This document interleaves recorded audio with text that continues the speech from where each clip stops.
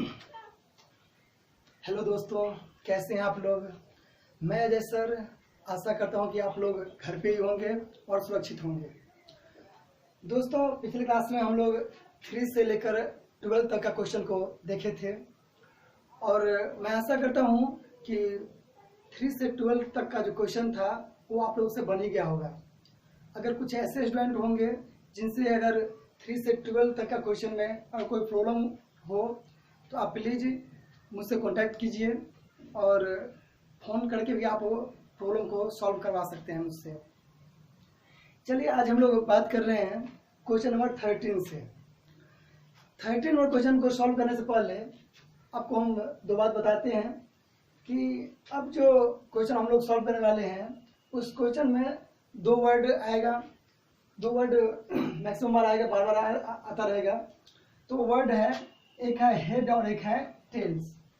अब ये हेड का मतलब क्या होता है? HEAD, head. हेड का मतलब आप लोग जानते ही होंगे, हेड का मतलब शीर्ष होता है और शीर्ष को ही कुछ लोग चित्त बोलते हैं, या बुक में भी कहीं पर शीर्ष लिखा रहता है और कहीं पर चित्त लिखा रहता है। तो शीर्ष हो या चित्त हो, लेकिन इसको इंग्लिश में क्या बोलते हैं? हेड बोलते हैं। और हेड चूंकि H से लिखा हुआ है इसलिए शीर्ष या चित्त को हम लोग संकेत में H से भी लिखते हैं। दूसरा वर्ड है टेल्स। टेल्स को हिंदी में हम लोग पृष्ठ बोलते हैं या पट बोलते हैं, और इसी को चूंकि इंग्लिश में टी से स्टार्ट है इसलिए इसको हम संकेत में क्या करते हैं? टी से लिखते हैं। आइए हम लोग सीधे प्रॉब्लम पर चलते हैं। तो प्रॉब्लम नंबर 13 को आप सॉल्व करना है। प्रॉब्लम नंबर 13 जो है वो क्या कर रहा है, आइए हम लोग पढ़ते हैं क्वेश्चन को। लिखा हुआ क्वेश्चन में कि 2 सिक्कों को एक साथ उछाला जाता है तो कुल परिणाम एवं इनकी संख्या तथा ठीक 2 पृष्ठ अर्थात पट आने की प्रक्रिया ज्ञात कीजिए। ये लिखा हुआ है। कैसे सॉल्व करेंगे आइए दिखाते हैं हम लोग को। देखिए, पहले भी हम लोग पढ़े हुए थे ऑब्जेक्टिव क्वेश्चन में, लेकिन वहां पर एक सिक्के वाला था। लेकिन अभी जो है इसमें 13 वाले क्वेश्चन में यहाँ पर 2 सिक्कों का है कि 2 सिक्कों को एक साथ उछाला जाता है तो कुल परिणाम एवं इनकी संख्या तथा ठीक 2 पृष्ठ अर्थात पट आने की प्रक्रिया ज्ञात कीजिए। ये क्वेश्चन कह रहा है। कैसे सॉल्व करेंगे आइए हम दिखाते हैं। यहाँ भी क्या करेंगे, हम लोग लिखेंगे कि 2 सिक्कों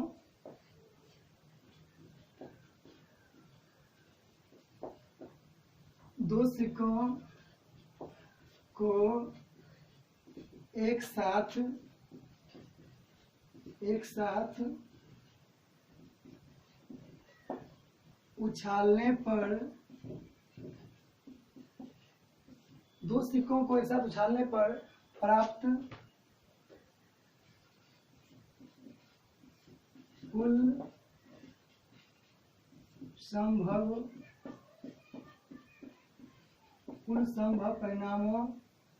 कुल संभव परिणामों की संख्या। देखिए, 2 सिक्कों को एक साथ उछालने पर प्राप्त कुल संभव परिणामों की संख्या, जिसको हम शॉर्टकट में NS से लिखते हैं। अब थोड़ा बात करते हैं 2 सिक्कों को उछालने पर। अगर हम लोग एक सिक्कों को उछालते हैं तो क्या होता है, कभी हेड आता है या कभी टेल आता है। लेकिन जब 2 सिक्कों को दोनों हाथों पे लेकर उसको टॉस करते हैं, उछालते हैं, तो क्या होगा कि किसी सिक्के पर H आएगा यानी कि हेड आएगा, किसी पर टेल आएगा। कभी ऐसा भी हो सकता है कि दोनों सिक्कों पर हेड आ जाए, कभी ऐसा भी हो सकता है कि दोनों सिक्कों पर टेल आ जाए, या कभी ऐसा भी हो सकता है किसी पर टेल आए किसी पर हेड आए। तो इसका क्या परिणाम है आइए हम लोग कुल परिणाम को देखते हैं। मान लीजिए 2 सिक्के एक साथ उछाल रहे हैं, तो मान लीजिए दोनों सिक्का पर क्या हुआ, हेड आ गया, हेड आ गया, इसलिए हम H लिखे हैं। या फिर मान लीजिए कि एक सिक्का पे हेड आया और दूसरा पर क्या आ गया, टेल आ गया। या फिर ऐसा मान लीजिए कि पहला सिक्का पर क्या हो गया, टेल आ गया, दूसरा सिक्का पर क्या आ गया, हेड आ गया। या फिर ऐसा मान लीजिए कि दोनों सिक्का पर क्या आ गया, टेल आ गया। मतलब अगर 2 सिक्कों को आप उछालते हैं ना तो कम से कम ये 4 परिणाम आ सकता है। 4 परिणाम से ज्यादा नहीं आ सकता है। आप 2 सिक्कों को कितना बार भी आप टॉस कर सकते हैं, उछाल सकते हैं, लेकिन आपका जो परिणाम होगा ना वो यही 4 परिणाम में से कोई एक परिणाम हो सकता है। ठीक है, इस तरह से दो सिक्कों को उछालने पर कुल परिणामों की जो संख्या है ना वो क्या हो जाएगा, 4 हो जाएगा। ठीक है, आप लोग समझ गए होंगे कि दो सिक्कों को एक साथ उछालने पर प्राप्त कुल संभव परिणामों की संख्या, जिसे हम शॉर्टकट में NS से लिखते हैं। तो दो सिक्कों को जो उछालते हैं ना तो कुल परिणाम क्या होगा, या तो HH आएगा, या तो HT आएगा, या फिर TH आएगा, या फिर TT आएगा। ठीक है, इस तरह से कुल परिणाम कितना हो गया, 4 हो गया, यानी कि 4 हो गया। तो ये तो था कुल परिणाम की संख्या, कुल परिणाम या कुल परिणाम की संख्या। लेकिन हम लोग को इस सवाल में कहा क्या रहा है, सवाल में ये कह रहा है कि कुल परिणाम तो निकाले लिए हैं एवं इनकी संख्या, तो कुल परिणाम ये हो गया और इनकी संख्या ये 4 हो गया। तथा ठीक दो पृष्ठ अर्थात पट आने की प्रक्रिया ज्ञात कीजिए। ठीक है, तो जो जिस चीज का कथा प्रक्रिया ज्ञात करने के लिए पहले उस चीज का हम लोग क्या करते हैं, घटना निकाल लेते हैं। यहाँ कह रहा है ठीक दो पृष्ठ यानी कि पट आने की प्रक्रिया ज्ञात कीजिए। तो जिसका कहता है पहले प्रक्रिया निकालने के लिए पहले हम उसका घटना निकालते हैं। यहाँ लिखेंगे ठीक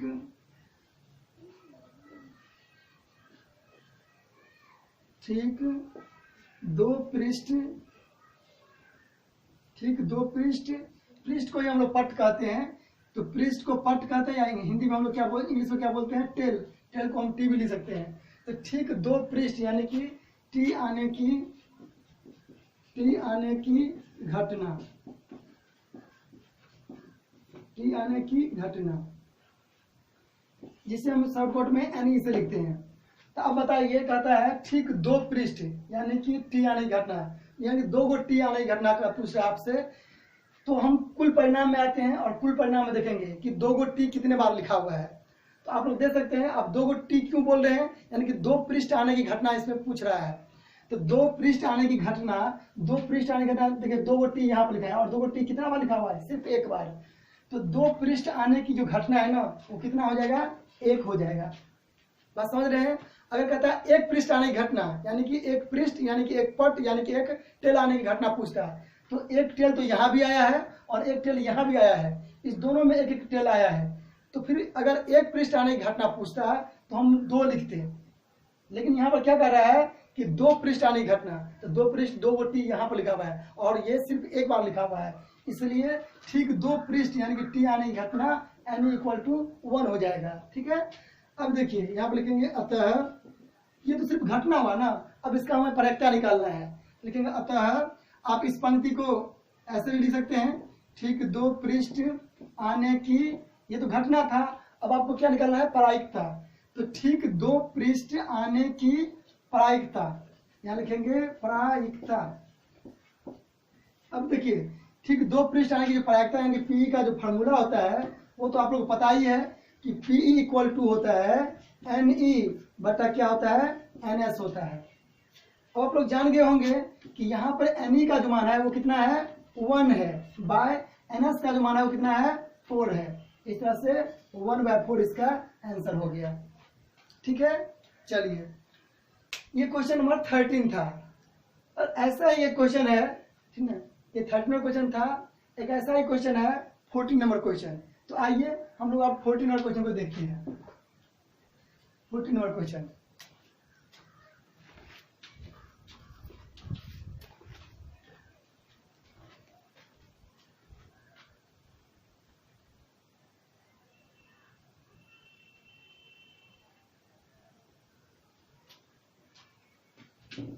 ये क्वेश्चन भी ऐसा ही है, संख्या तथा दोनों में से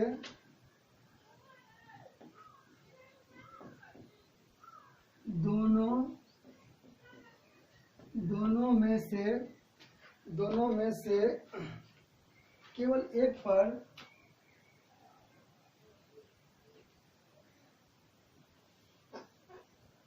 दोनों में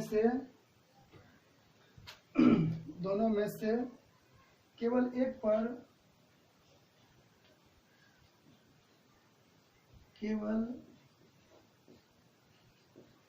पर दोनों में से केवल एक पर शीर्ष आने की प्रक्रिया ज्ञात कीजिए।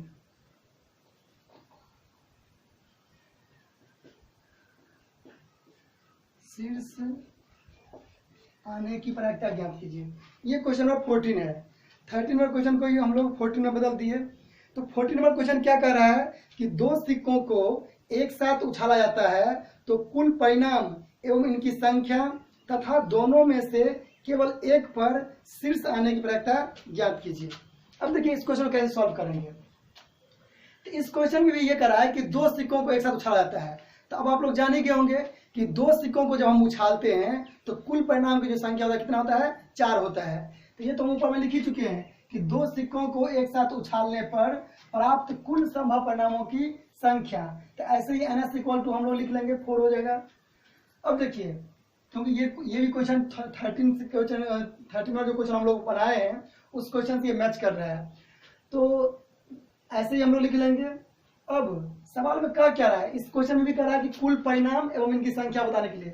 तो कुल परिणाम तो यही हो गया HH, HT, TH और TT, ये कुल परिणाम हो गया। और ये 4 जो है वो कुल परिणाम हो गया संख्या हो गया। अब इस क्वेश्चन में क्या कहता निकालने के लिए, इस क्वेश्चन में कहता है आपको कि दोनों में से केवल एक पर शीर्ष आने की प्रक्रिया ज्ञात कीजिए, ठीक है। अब देखिए कैसे सॉल्व करते हैं।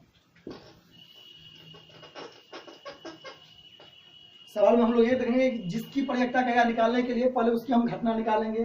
तो दोनों में से केवल एक पर शीर्ष आने की प्रक्रिया लिखेंगे यहां से, दोनों में से केवल एक पर, दोनों में से केवल एक पर शीर्ष, इसको हम इंग्लिश में क्या बोलते हैं, हेड बोलते हैं। तो दोनों में से केवल एक पर शीर्ष यानी कि हेड आने की घटना, पहले हम लोग घटना निकालेंगे, हेड आने की घटना जिसे शॉर्टकट में हम लोग NE से लिखते हैं। अब देखिए दोनों में से केवल एक पर शीर्ष यानी कि हेड आने की घटना। तो आइए इस परिणाम में हम लोग देखते हैं। परिणाम में पहला परिणाम जो है ना, दोनों पे हेड है। तो दोनों में से कह रहा है केवल एक पर, तो यहाँ पर दोनों पे हेड है, तो ये तो नहीं हो सकता है।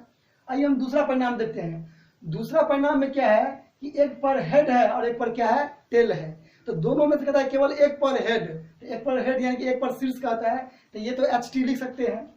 तो यहाँ पर हम लोग क्या लिखेंगे, पहले H और T लिखते हैं। फिर ये दूसरा परिणाम बाद तीसरा परिणाम आते हैं। तो तीसरा परिणाम में क्या है, पहले T है बाद में क्या है, H है। यानी कि पहला पृष्ठ पर टेल है, दूसरा पर क्या है, हेड है। एक पर टेल एक पर हेड, यानी कि दोनों में से केवल एक पर जो शीर्ष है वो इसमें भी है। ये TH भी लिखेंगे हम लोग।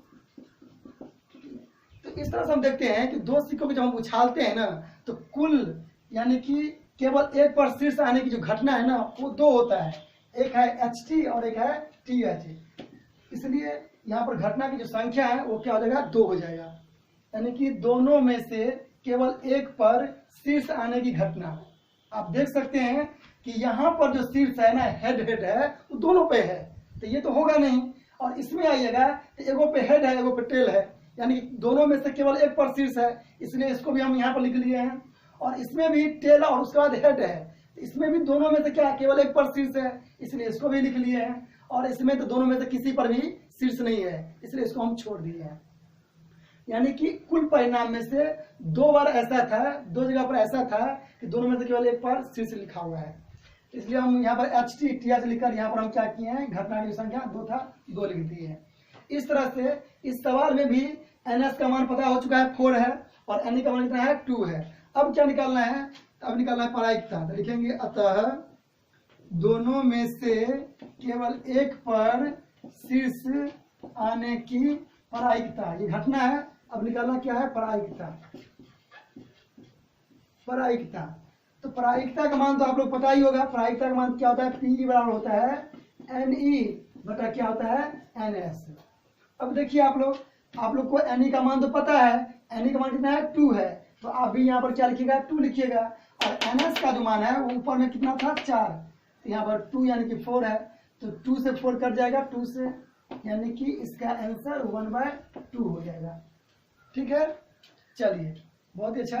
तो मैं उम्मीद करता हूँ कि ये जो 30 नंबर क्वेश्चन है और 40 नंबर क्वेश्चन है वो आप लोग बिल्कुल अच्छे से समझ गए होंगे। अगर आप लोग नहीं समझे होंगे तो इस वीडियो को दोबारा देखिए। उम्मीद करते हैं कि दोबारा देखने से आप लोग कुछ हद तक और ज़्यादा से ज़्यादा समझिएगा। और अगर फिर भी नहीं समझते हैं तो मेरा कॉन्टैक्ट नंबर आप लोगों के पास है, आप प्लीज़ मुझे कॉन्टैक्ट कीजिए और फिर हम उस मार्फत से भी हम आपको समझा सकते हैं। जी धन्यवाद।